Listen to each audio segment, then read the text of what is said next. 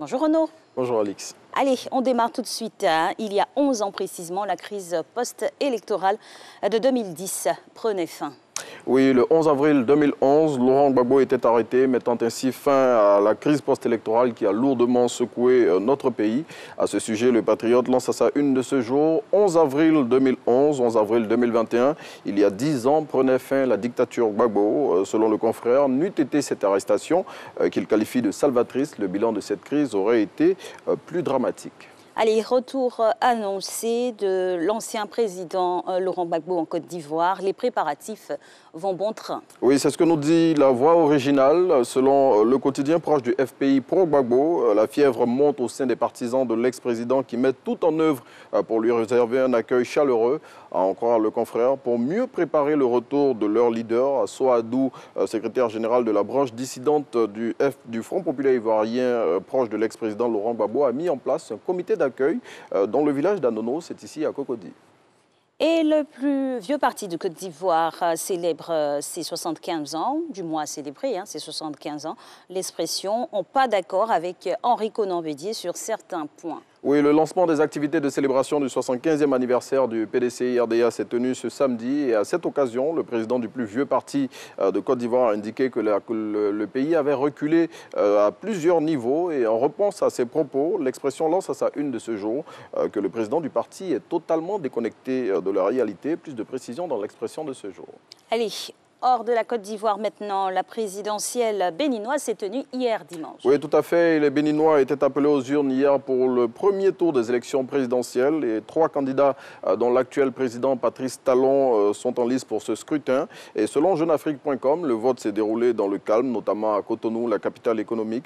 Le confrère note toutefois que de nombreux centres de vote n'ont pu ouvrir ou ont dû fermer dans plusieurs localités du pays.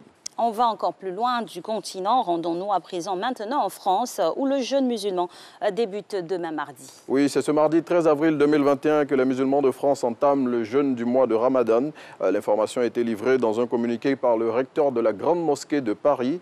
Selon Shems Eddin Hafiz, c'est suite à la consultation de calculs scientifiques et de données astronomiques universelles que cette décision a été prise ce dimanche en accord avec plusieurs organisations musulmanes de France. Et on continue de parler de ce grand moment de recueillement et de piété avec le jeûne, bien sûr, le Ramadan qui commence en Côte d'Ivoire, cette fois-ci dans une date prochaine. Oui, à ce sujet, le Conseil supérieur des imams des mosquées des affaires islamiques de Côte d'Ivoire, COSIM, a produit un communiqué dans lequel il invite tous les musulmans de Côte d'Ivoire à scruter le ciel ce lundi 12 avril 2021 et à l'informer au cas où la lune serait observée.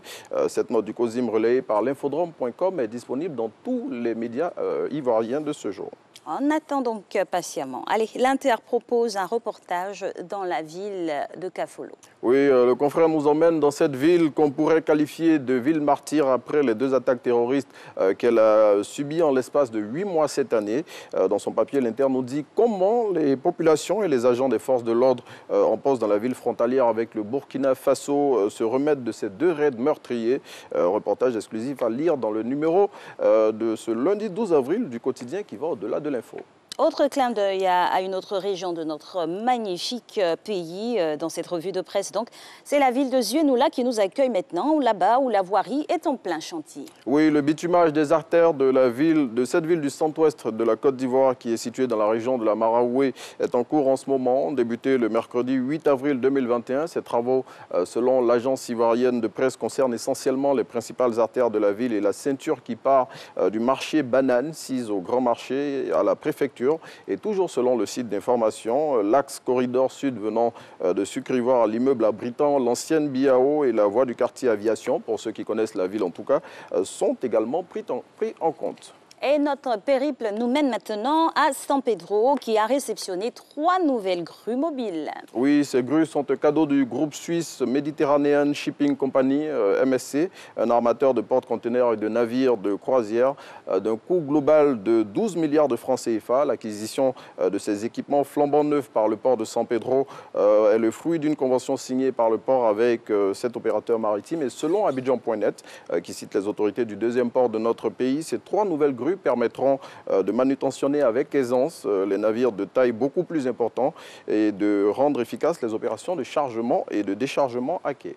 Et pour clôturer cette revue de presse, un mot de sport avec l'Open de golf qui se tiendra du 21 au 25 avril 2021. Oui, et pour ce grand retour du tournoi international de golf organisé par la Côte d'Ivoire, c'est le président Golf Club de Yamoussoukro, son parcours de naissance, qui va accueillir la compétition.